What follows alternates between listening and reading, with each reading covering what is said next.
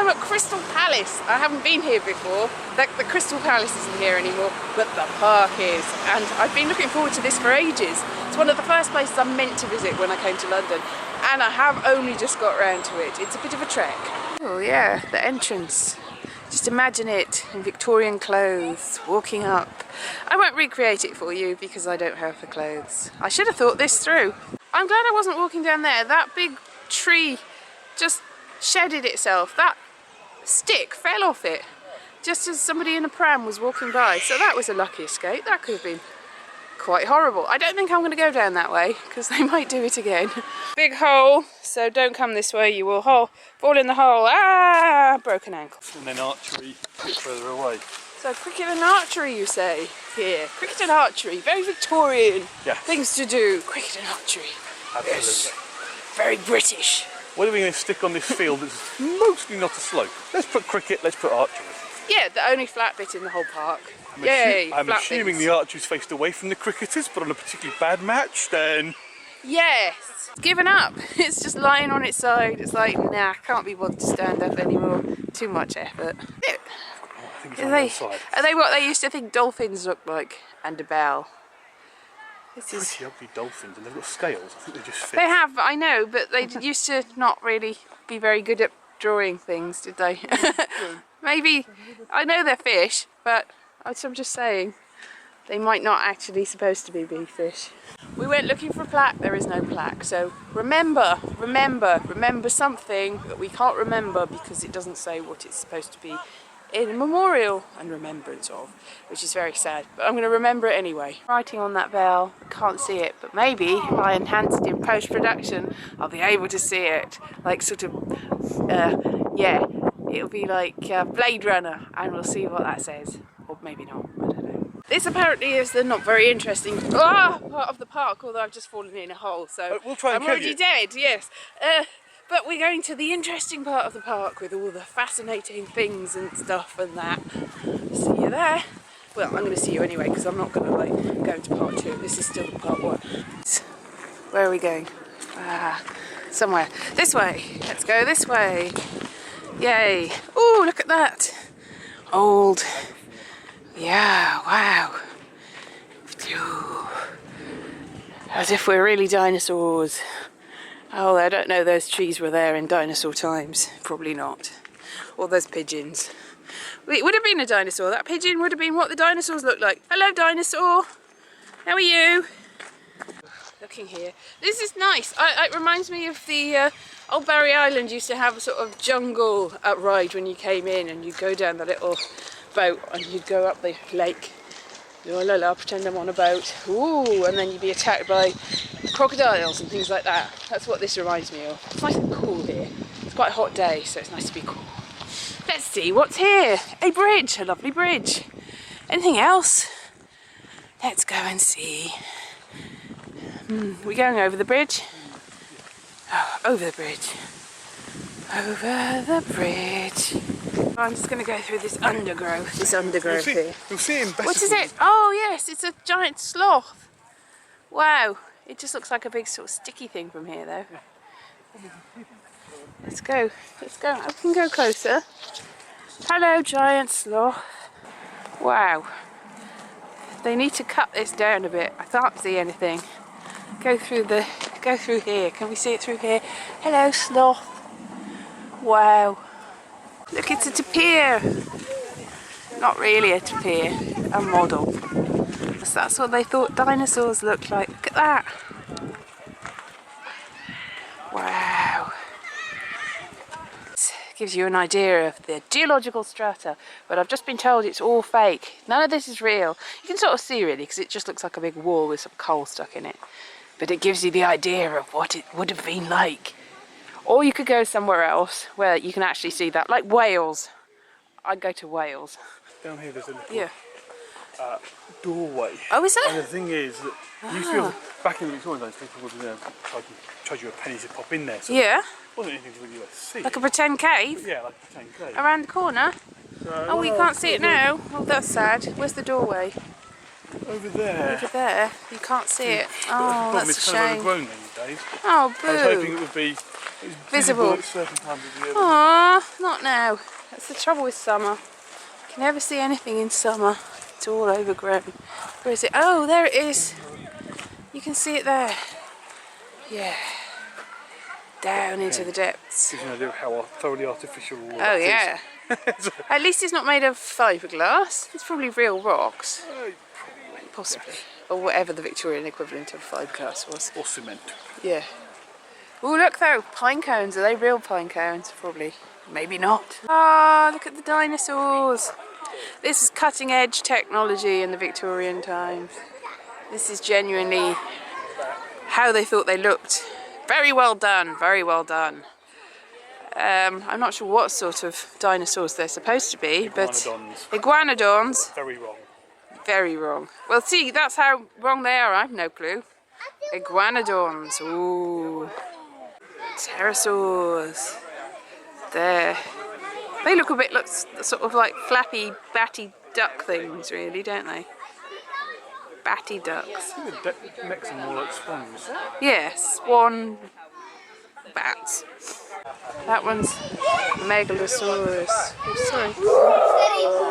sorry. Wow. Also not actually how it is. You can't see the dinosaurs. They're there. So realistic. As if they're really frolicking in the reeds. That these aren't the sort of plants that would have been there though, are they? No. They're not even normally there, full stop. They've grown up over the summer. Oh no! Did they need to look after this better? I think so, yes. Yeah. They may have planted them on purpose whilst they're doing renovations, but Well, that's mean. yeah, that is mean. If you have seen the recent Good Omens adaptation, I think they're sat here talking at one point. You know, Yes. so that was just over there. You know where? Just over there. That is illustrated down below. I think the rest of it was in the water, but it must have gone a bit wrong, and they've put it up here because it wasn't fully formed anymore. But I think this is the bench that Aziraphale and Crowley were sitting on in the adaptation of Good Omens, because I can sort of really see the dinosaurs. There's quite a good view of there, of the dinosaurs. Just sort of a good view, yes. But there's one over here you can't really see because it's tree lined. See, you can see it from here, you can see it better. But from far away, all the trees are in the way. So I don't know what this would have been like in Victorian times, the way that it would have looked. Presumably less vegetation. Or more, maybe different vegetation. They would have shot the park keepers if they'd let that much grow. Yeah. It's still quite impressive, even though you can't really see what's going on. It's as if they're emerging from the jungle. It's quite interesting, really. So that's what they thought the dinosaurs looked like in 1854. It was cutting edge technology, but apparently they got a few bits from other dinosaurs and accidentally stuck them on. So they're a few sort of composite dinosaurs, really, and also a lot of them stand up on their hind legs, and they just thought, nah, that's not what people do. People do, but dinosaurs anyway. Lizards don't, so that's what they were going by. So that's why the iguanodon there is actually just sort of sloth-like, just sort of resting, rather than with the little tiny arms. So Richard Owen, who was groundbreaking in his way, he found all of these fossils, but he didn't find a full one of anything. So he was going by partial skeletons and partial fossils. So, you know, with what he had at the time, he did remarkably well. Everyone thought it was just amazing work. But then, of course, when they found full fossils, they realised, oh, I mean, it wasn't until fairly recently that some of the ones that they found that were full, they put together the right way, because they were a bit crushed up, what with the cataclysm, whatever it was that killed them all. But this apparently is an artificial lake, so it's a feat of engineering. Feat of engineering indeed. About the same time as they were making this lake, they were draining all the lakes in Scotland, so Old Reekie and the one that's on the meadows disappeared, only to appear in Victorian London in Crystal Palace. It might not be exactly the same time, but maybe it was just magic, like sort of porthole or a wormhole, just sucking them from Scotland to here. That's probably what happened, definitely. Definitely. And there is an elk somewhere here, but we don't know where. It's hidden in the undergrowth. La la la, where is the elk? Where is the elk? Whoa. Site of the original Crystal Palace. He's right by the transmitter mast. Oh, okay. Where are we? We're down there. Dinosaur Lake. Elk! Elk. These are how elk actually look, which makes it unique in this park. Unique. There, big black goldfish. Big carp. They're not goldfish, obviously, they're not gold. I think they might be carp. Massive. You probably can't see them. I can see them with my human eyes. My camera can't probably. That is why people will always win. Anyway, this is a big Olympic-sized swimming pool. Dun dun dun. It's a Heidi High reference. I get you. This is the architect of Crystal Palace, Sir Joseph Paxton, 1803, 1865. Well, he's not the architect, the creator. Let's say that. And as you can see, no Crystal Palace because it burnt down. Did it burn down? Yeah. Gone. Look on, ye mighty in despair. Poor Joseph Paxton. Nothing here except his big fat head. Look, there's just the terrace with all the crystal bits falling off. No. No? That would be next up. Next up? This is the terrace. This is the That terrace. would have been in front of the Crystal Another Palace. Crystal Palace. This is just what this is Just a your bit in front amuse of it. bouche before you would hit the. Oh my goodness me. So this is quite impressive, even though there's nothing really. It does remind me of Kai Went. Go and see my video of Kai Went, the Roman walls, exactly like that. And you're like, what were they? What was on top of those? Maybe there was a Crystal Palace in Kai Went. Who knows? It would have just been up and up into the sky, like that big tower, up in the sky. This wasn't where it was originally. It was originally in Hyde Park, but they moved it here, and it's apparently much bigger than it was when it was in Hyde Park. Much bigger. It was enormous, and now there's nothing there. There's progress for you. I'm imagining, yeah, they probably would have had statues of all nations. He's a Venetian merchant, is he? Okay, and then they would have had a French merchant and an Italian merchant and an African merchant and la-di-da-di-da, all the way up. Possibly. I'll probably have to look that up, but I'm imagining that's just one of many. Yeah. They may have been Shakespeare inspired as a Venetian merchant. Oh yes, I suppose so. Merchant of Venice. likely, Yeah, could have been. Yeah, maybe they were like that. Maybe who knows? People of all different literary bents. I don't know. Yeah, they're hollow, so I don't know whether it's marble or plaster. Don't know what that would have been. As yet, evidence of Ozymandias, or Ozymandias, whatever you want to say. This is foot. More steps, so it wouldn't have been yet. This still would have been a terrace. There's some beautiful sphinxes which have recently been repainted, and then right up there, transmitter that wasn't there in the Victorian times. And yes, we're going up here to see the water towers that would have supplied all the water for the Crystal Palace. Some of it. Oh, it's nice and cool. Ooh, out of the sun. I imagine there would have been a bazaar here and some sort of amazing exhibition of stuff. And now there's bits of old rock. You can see the pipes coming from it. Yeah. That, I've just been in the museum, you can't look inside. You imagine how big that tower was. The Crystal Palace was 6 stories high, was it? Yes. Above those trees. And then the water towers were higher and higher. They got knocked down just during the war, so that German bombers couldn't find.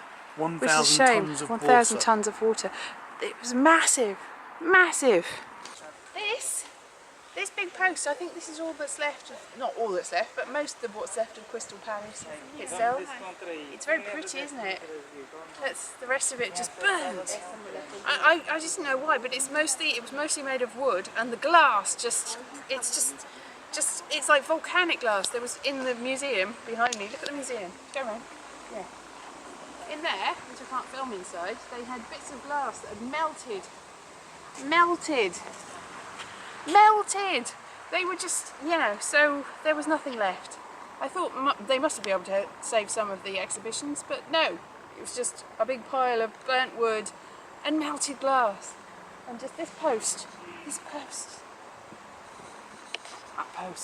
I'm actually in the Crystal Palace, if it was 1854, I would be inside it. I'm not sure where inside it. I think probably in the English part. There was English and Empire, the British Empire. This is where I am standing now. The British Empire was half of the building. The other half of the building was everywhere else in the world. And that's the part that burnt down first. And then they just didn't rebuild it. They put a garden. Then the whole thing burnt down, much like the British Empire itself, at about the same time, actually. Metaphor. So this is where the original Crystal Palace foundation was. This is after the first fire that disappeared, but this was a fish tank. Well, not just one fish tank, it was a whole aquarium. Look at this. So, whoa, you've still got ponds, and this is quite impressive, really. So that's all that remains, and that was only because that was partially destroyed in an earlier fire. The rest of it was completely gutted. I'm quite gutted it's not there anymore. The maze was originally planted in 1870 but fell into disrepair. So in 1987 the Girl Guides decided to work with Bromley Council to restore it. That's probably not the full story, but it's part of the story, and that's all that matters really. I can't go on forever about it, can I? I don't know. It's a maze. It's a maze. It's amazing! So we're going to go in the maze. We might never get out again, so wish us luck. You will see this if I ever get out of the maze. Let's put it that way. And if I don't, then you won't. The end. The maze. The entrance to the maze. There it is. Let's go. We're heading into the maze. Beach. It's the beach maze. It's a beach maze, but it's not a beach. It's the beach, not the beach. Oh, cheat. You can cheat. So there's a lot of bits of it. Oh, you can look over the top. I think some of the... I think you can see how to get out quite easily, actually, because a lot of it's not really gone. Anyway, I'll come back to you if I get lost. I'll let you know. Okay, now we're lost. It's this way. Going towards the centre. We're not lost because we're really near the entrance. We can get back. Not lost. No. Haven't seen the bumblebee before. No, that's all right. So that way. This probably isn't the right way then, is it? Not if nobody's been here. There was another third option that we didn't do. Because we'd already come that way. No. That we didn't do. This isn't the right one. Alright, no, because there was a round, there was one, I'll show you. Okay, right. There was another option. Well, we're lost in the maze. So I'm going to have to say goodbye to you because I'm never, ever going to come out again. This is it. The end of my life. If you find this footage, send help because I'm lost in a maze. Bye bye.